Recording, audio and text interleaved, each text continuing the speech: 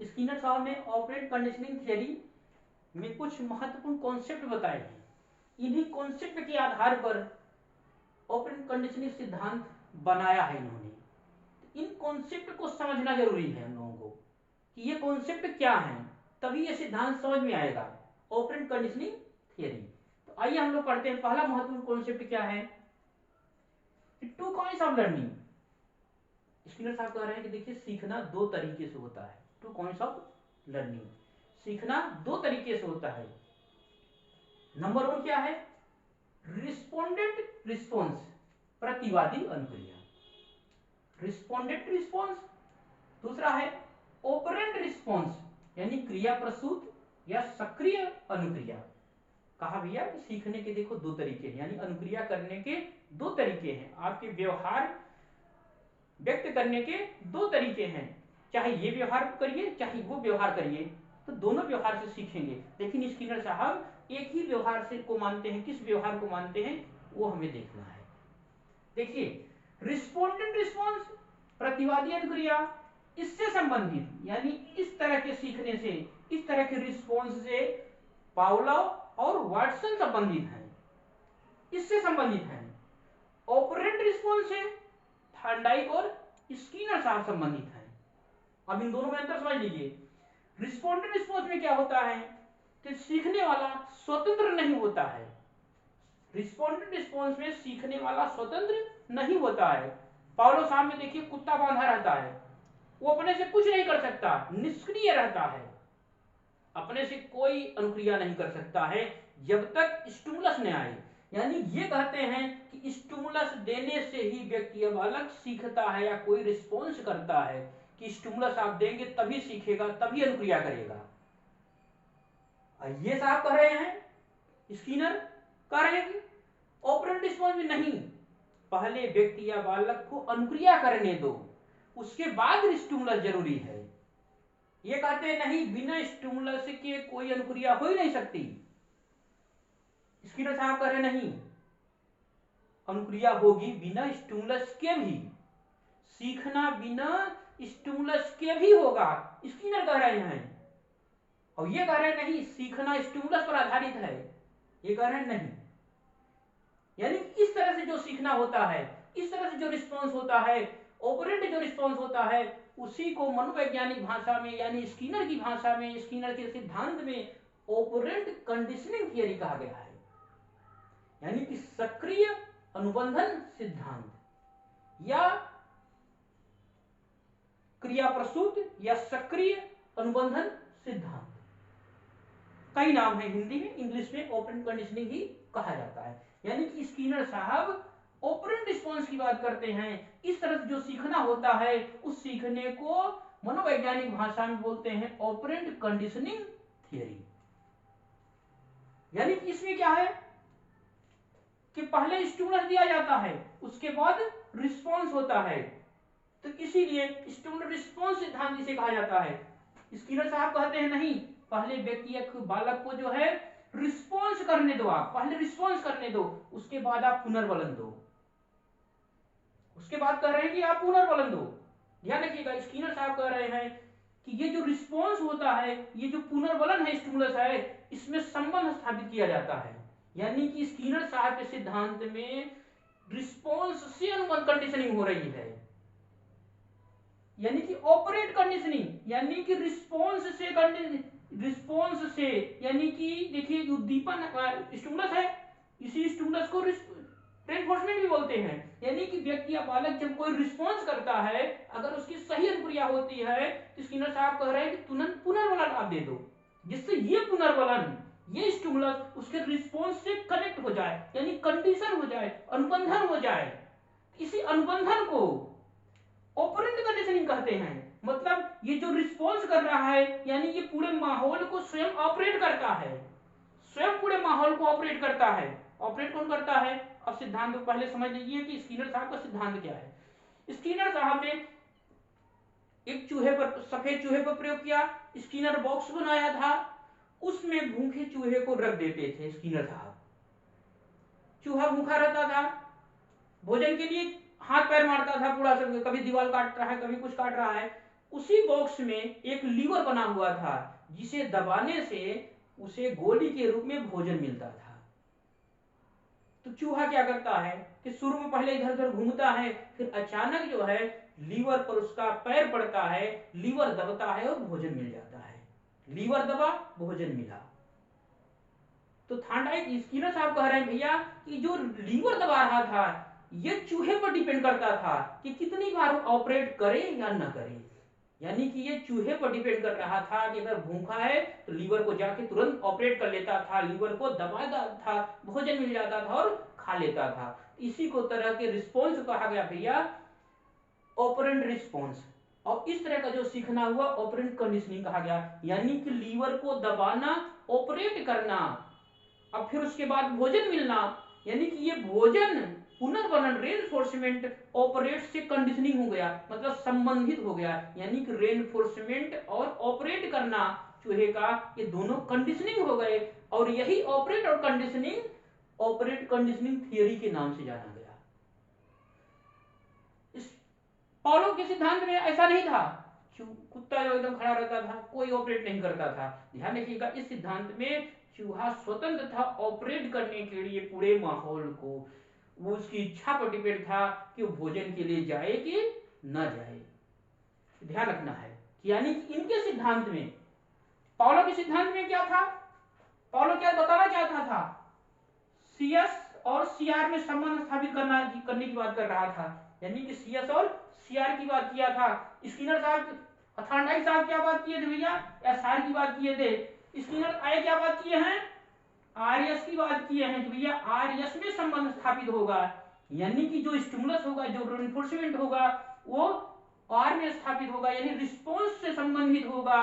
ये रिस्पॉन्स कौन कर रहा है, चूहा कर रहा है। चूहा स्वयं ऑपरेट कर रहा है पूरे माहौल को, इसलिए जो ऑपरेट कर रहा है इस स्टिमुलस का, पुनर्वलन का ऑपरेट से संबंधित स्थापित हो रहा है, यानी कंडीशनिंग ऑपरेट से हो रही है। इसीलिए इस सिद्धांत को ऑपरेट कंडीशनिंग थ्योरी कहा गया। चलिए अगला कॉन्सेप्ट इन्होंने अप्लाई किया है, पुनर्वलन। अगला कॉन्सेप्ट अप्लाई किया है स्किनर साहब ने, पुनर्वलन। इसीलिए इनके सिद्धांत को रेनफोर्समेंट थियरी भी कहा जाता है। यानी कि सिद्धांत में पुनर्वलन का बहुत सारा महत्व है, ढेर सारा महत्व है, इसीलिए इस सिद्धांत को रेनफोर्समेंट थियरी भी कहा जाता है। अब पुनर्वलन क्या होता है, रेनफोर्समेंट क्या होता है। स्किनर साहब ने कहा कि पुनर्वलन अनुक्रिया का परिणाम है। यानी कि कोई व्यक्ति या बालक जब सही अनुक्रिया करे तो उसे पुनर्वलन देना चाहिए या पुनर्वलन मिलता ही है। जाहिर सी बात है, बच्चा होमवर्क करके ले आता है तो टीचर, अगर होमवर्क अच्छा है तो टीचर तुरंत स्टार बना देते हैं, स्माइल देते हैं। तो उन्होंने कहा कि पुनर्वलन यही है, रिस्पॉन्स के बाद ही जो अनुक्रिया करता है बच्चा, रिस्पॉन्स जो करता है उसके बाद जो रेनफोर्स मिलता है, जो स्टिमुलस मिलता है भैया, वही पुनर्वलन है। यानी कि अनुक्रिया का परिणाम रेनफोर्समेंट है। रेनफोर्समेंट से अनुक्रिया बार बार होती है, यानी कि अनुक्रिया की गति बढ़ जाती है। अब देखिए ये पुनर्वलन भी, रेनफोर्समेंट भी दो तरीके का इन्होंने बताया है। कहा है पॉजिटिव रेनफोर्समेंट, दूसरा है निगेटिव रेनफोर्समेंट। पॉजिटिव रेनफोर्समेंट का मतलब होता है कि आपको कुछ न कुछ मिलेगा और आपकी अनुक्रिया या रिस्पॉन्स तेज हो जाएगी या गति तेज हो जाएगी सीखने की। निगेटिव रेनफोर्समेंट क्या है कि जो आपको की गति को बाधक बनाया है, कि आप सही से सीख नहीं पा रहे हो, उस बाधक तत्व को हटा दिया जाता है, उसे निगेटिव रेनफोर्समेंट कहा जाता है। जैसे दंड, तीव्र आवाज, डर। अब छोटे से बच्चे का देख लीजिए आप, पहले निगेटिव रेनफोर्समेंट समझिए क्या है।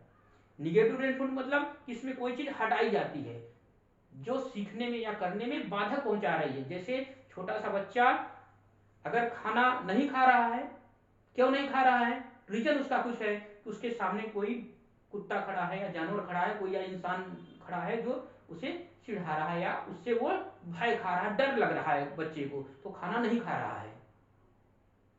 तो गार्जियन समझ जाते हैं कि कोई कुछ है आसपास खड़ा, तो कह देता है, कुत्ता रहता है तो उसे भगा देता है, या इंसान कोई है जो है अजीब शक्ल बनाया तो उसे भैया हटा देते हैं, भैया तुम थोड़ा साइड में हो जाओ, तो बच्चा देखिए खाना खाने लगता है। यानी कि उसकी अनुक्रिया की गति बढ़ जाती है। उसी तरह मान लीजिए जैसे आप कमरे में बैठे हैं, बगल में डीजे चल रहा है, खूब तेज तेज आवाज डीजे चल रही है, तो आपका मन पढ़ाई में नहीं लगेगा। ये निगेटिव रेनफोर्समेंट होता है। यानी उस चीज को अगर जाएंगे, आप कहेंगे भैया आवाज स्लो कर दो या बंद कर दो डीजे, तो ऑटोमेटिक आपका मन पढ़ने में लगने लगेगा। इसी को बोलते हैं निगेटिव रेनफोर्समेंट। यानी निगेटिव रेनफोर्समेंट अनुक्रिया की गति को रोके रहता है, समझ रहे हैं, उसी गति को रोके रहता है। तो निगेटिव रेनफोर्समेंट यानी इन दोनों ने पॉजिटिव रेनफोर्समेंट, निगेटिव रेनफोर्समेंट को इन साहब ने जो है अपने सिद्धांत में अप्लाई किया है, और ज्यादातर ये पॉजिटिव रेनफोर्समेंट की बात करते हैं, रेनफोर्समेंट की बात करते हैं, पॉजिटिव रेनफोर्समेंट की बात करते हैं। अब तीसरा कॉन्सेप्ट अप्लाई किया है ड्राइव मोटिव्स, चालक, जो व्यक्ति या बालक को चालक करे। चालक का मतलब क्या है, जैसे चूहा जब स्किनर बॉक्स में रखा जाता था, यदि वो तेज भूखा है तो लीवर की तरफ तेज जाता था रिस्पॉन्स करने कि भाई लीवर को दबाओ भोजन मिल जाएगा। अगर चूहा भूखा नहीं रहता तो आराम से इधर उधर स्किनर बॉक्स में घूमता रहता, जब उसका मन होता तब जाके लीवर को दबा देता और भोजन कर लेता था। यानी कि ड्राइव मोटिव्स पर डिपेंड करता है, आपके सीखने की गति किस पर डिपेंड करती है, इस पर भी। ये क्या है देखिए, इसे हिंदी बोलते हैं अंतर्नोद। अंतर्नोद क्या है, व्यक्ति की आंतरिक अवस्था है। ड्राइव क्या है, मोटिव क्या है, या अभिप्रेरक तत्व क्या है, जो व्यक्ति को प्रेरित कर रहा है। जैसे भूखा व्यक्ति को क्या, भूख अभिप्रेरित तो करेगा ना, मोटिव से करेगा, तभी तो वो दौड़ेगा खाने के लिए। तो अंतर्नोद क्या है, व्यक्ति की आंतरिक अवस्था है जो ऑपरेंट रिस्पॉन्स करने के लिए व्यक्ति को प्रेरित करता है।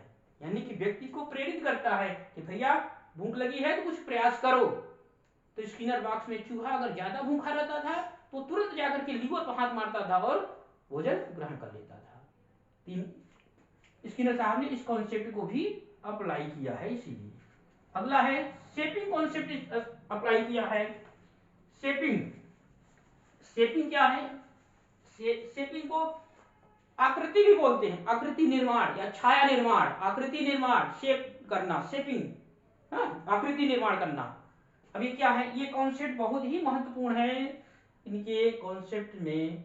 अब देखिए शेपिंग का मतलब क्या है, इन्होंने कहा, स्किनर साहब ने कहा कि जब भी चूहा, भाई स्किनर बॉक्स में चूहा था, चूहा को थोड़ी पता था कि ये लीवर को दबाने से भोजन मिलेगा।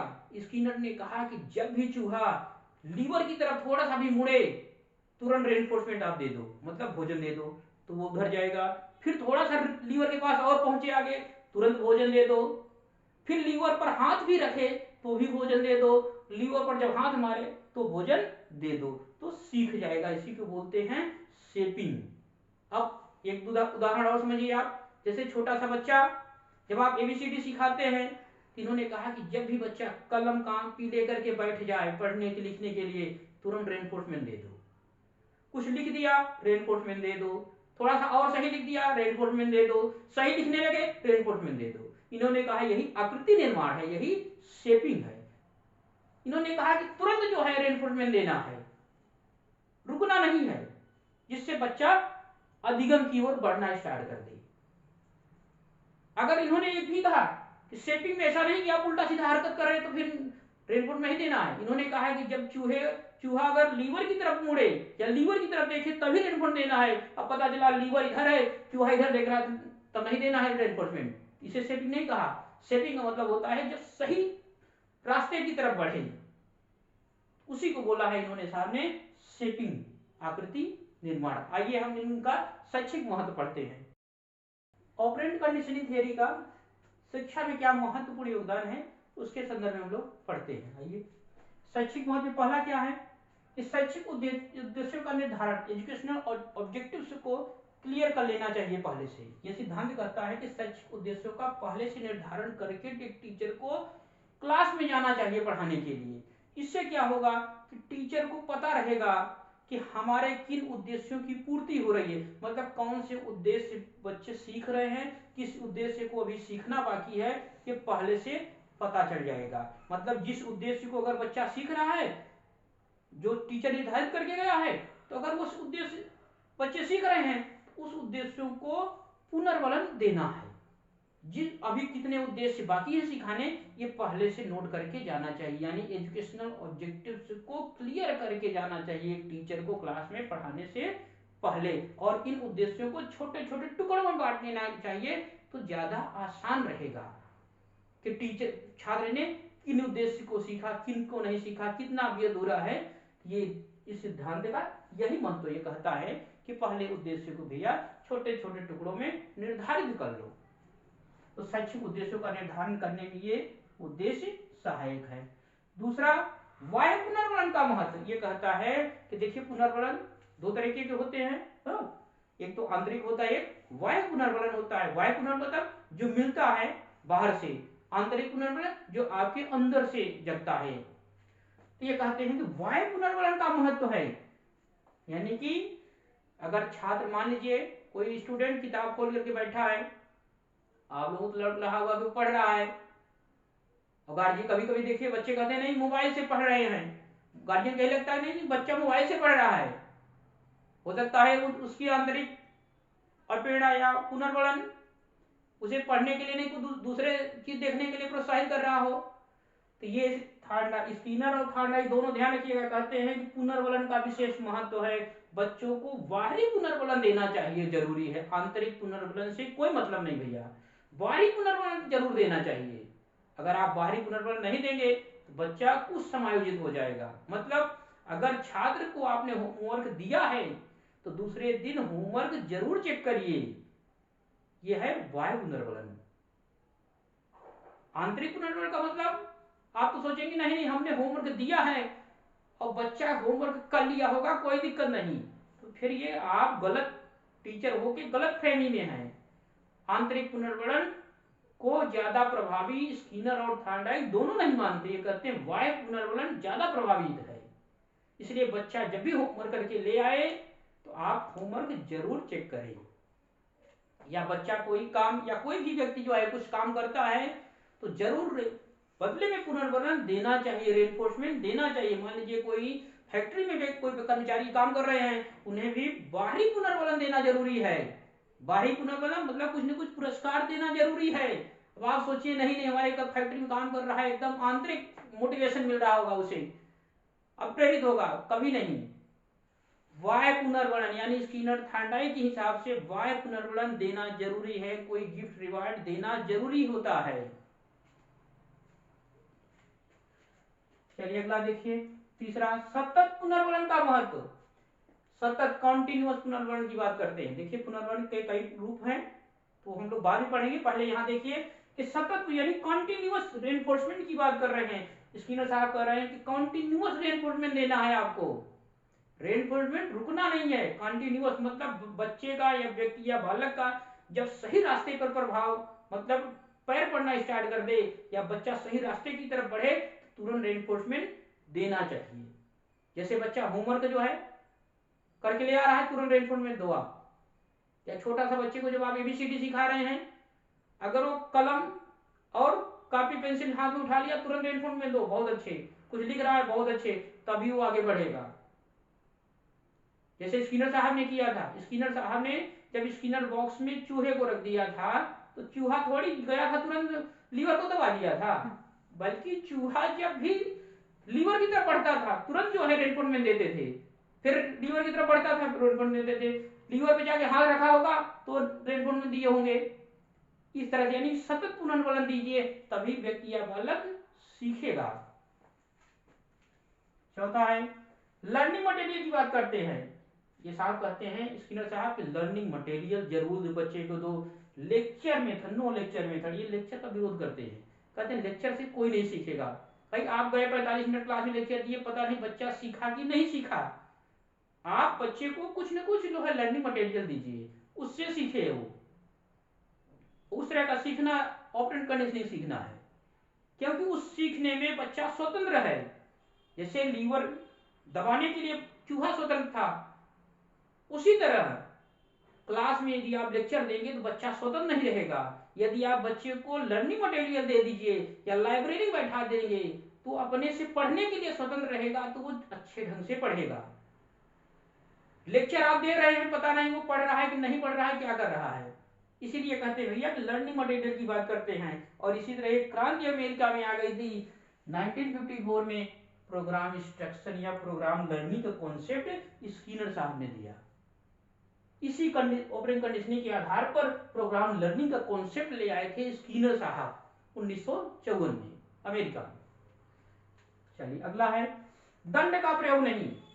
ध्यान रखिएगा, चाहे थॉर्नडाइक हो चाहे स्कीनर, दोनों ने दंड पनिशमेंट को निग्लेक्ट किया है। कहा भैया पनिशमेंट छात्रों को नहीं देना है, क्योंकि पनिशमेंट आप जब तक छात्र के सामने रहेगा, पनिशमेंट जब तक या डर का माहौल रहेगा छात्र के सामने, वो अनुक्रिया नहीं करेगा। दंड हटाते ही अनुक्रिया स्टार्ट कर देगा, मतलब गलत अनुक्रिया वो करना स्टार्ट कर देगा। यानी कि गलत अनुक्रिया, दंड का प्रभाव गलत अनुक्रिया को तभी तक रोके रहता है जब तक दंड का प्रभाव रहता है। दंड का प्रभाव हटते ही अनुक्रिया तेज हो जाएगी, यानी गलत रास्ते पे बच्चा चलना स्टार्ट कर देगा। इसलिए दंड नहीं देना है। तो दंड नहीं देना है तो क्या करना है? इन्होंने कहा कि दंड को जब देखना है बच्चा गलत कार्य कर रहा है तो आप निग्लेक्ट करने का प्रयास करो। सही अनुक्रिया कर रहा है तो आप उसे मोटिवेशन दो, आप रेनफोर्समेंट दो। गलत अनुक्रिया को निग्लेक्ट करने का प्रयास किया इन्होंने, पनिशमेंट नहीं देना है। स्कीनर और थॉर्नडाइक दोनों ने कहा। अगला है मंद बुद्धि बालकों और जटिल कार्यों में उपयोगी। मंद बुद्धि बालकों के लिए भी उपयोगी है। इन्होंने कहा कि जो बच्चे मंद बुद्धि के बालक होते हैं या जो शाई बालक होते हैं, शर्मीले बालक होते हैं, आप इस सिद्धांत को अप्लाई कर सकते हो। जटिल कार्यों में भी उपयोगी है, मतलब आप व्याकरण की अशुद्धियां सिखाना चाह रहे हो, वर्तनी सुधारना सिखाना चाह रहे हो, आप इस सिद्धांत का प्रयोग कर सकते हो। सातवां है सफलता पर बल। ये कहता है ऑपरेंट कंडीशनिंग सिद्धांत की सफलता ही महत्वपूर्ण है। ये नहीं देखना है कि लीवर को कैसे चूहे ने दबाया, ये कुछ नहीं माने रखता। ये कहता है कि सफलता मिलनी चाहिए बस, चाहे जैसे। आइए सिद्धांत की कुछ कमियां पढ़ते हैं हम लोग। इस सिद्धांत में कुछ कमियां हैं, डिमेरिट है, आइए उसे भी हम लोग पढ़ते हैं एक करके। नंबर 1 है कमी, क्रमबद्धता नहीं। इस सिद्धांत में, इस थियरी में क्रमबद्धता नहीं है, सिस्टमैटिक नहीं है। सिस्टमैटिक करने मतलब कि सिद्धांत में इतने सारे कॉन्सेप्ट दिए हैं स्किनर साहब ने कि एक दूसरे कॉन्सेप्ट को जब कोरिलेट करने लगेंगे एक दूसरे से तो समझ नहीं आता कि सिद्धांत क्या है। इसीलिए आरोप लगता है सिद्धांत पे कि यह सिद्धांत क्रम में क्रमबद्धता नहीं, सिस्टमैटिक ढंग से नहीं बताया गया है। दूसरा, पुनर्वलन जरूरी है। सिद्धांत कहता नहीं सीखने के लिए रेनफोर्समेंट जरूरी है, बल्कि भैया आंतरिक प्रेरणा भी कुछ होती है। जरूरी थोड़ी है कि एकदम रेनफोर्समेंट ही दो, रेनफोर्समेंट से सीखेगा नहीं। समय और परिस्थितियां भी व्यक्ति या बालक को सिखा देती हैं बिना पुनर्वलन के भी। जरूरी नहीं कि पुनर्वलन मिलेगा तभी वो सीखेगा, नहीं। समय और परिस्थितियां सब व्यक्ति या बालक को सिखा देती हैं। तीसरा, यह सिद्धांत मंद बुद्धि अथवा कम बुद्धि वाले बालकों के लिए उपयोगी है। ध्यान रखिएगा, यह सिद्धांत पर आरोप लगता है कि यह सिद्धांत मंद बुद्धि अथवा कम बुद्धि के बालकों के लिए उपयोगी है, बस बच्चों के लिए ही उपयोगी है, बुद्धि चिंतन विवेक युक्त बालकों के लिए नहीं। मतलब कहने मतलब कि जब स्किनर बॉक्स में चूहा रखा जाता है, भूखा रहता है, तो वो जानवर था इसलिए लीवर को नहीं दबाया तुरंत जाके। कोई इंसान रहेगा तो देख करके परिस्थिति को तुरंत जाएगा, लीवर को दबाएगा और भोजन पा जाएगा। वो चूहे की तरह इंसान नहीं होता है। लोगों का मानना है, साइकोलॉजिस्ट का मानना है कि वो चूहा था इसलिए ऐसा कर रहा था। चिंतन बुद्धि विवेक व्यक्ति एक जगह बैठेगा और सारी कंडीशन को, परिस्थिति को देखेगा, उसके बाद ऑपरेट करके सीख जाएगा। इस सिद्धांत पे आरोप लगते हैं। उम्मीद है जानकारी पसंद आई होगी। धन्यवाद।